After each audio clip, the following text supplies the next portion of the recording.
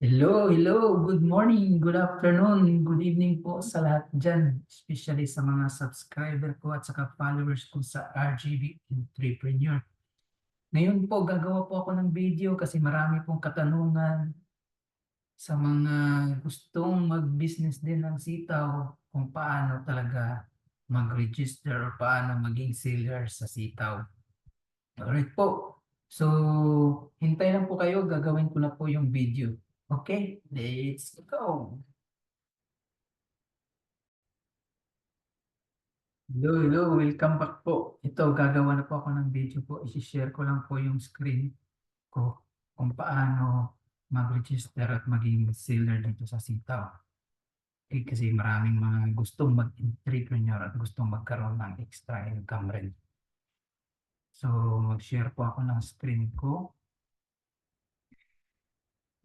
Punta po kayo sa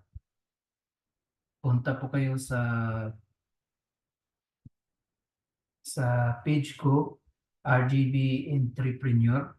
Okay, so go to yung post ko doon kahapon.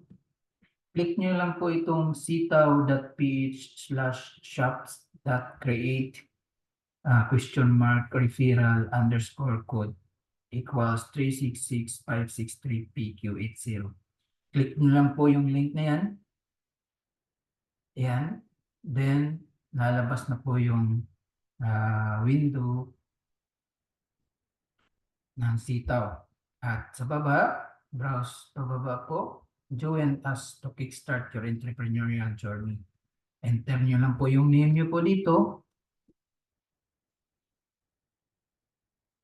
Yan po. Tapos, yung valid email nyo po dahil mag-i-email po sa inyo yung sitaw for confirmation. Okay, yan, send code. Enter yung email nyo, click the send code, and then password. Okay, mayroong verification code niyan. Tapos, maglagay po kayo ng store name nyo, unique store name nyo, kayo na pong bahala niyan. Tapos, yung mobile number. Okay, and then the verification code na galing po sa email nyo. Ilalagay nyo dito po. Okay, and then mag-create kayo ng password, confirm password, store name nyo po.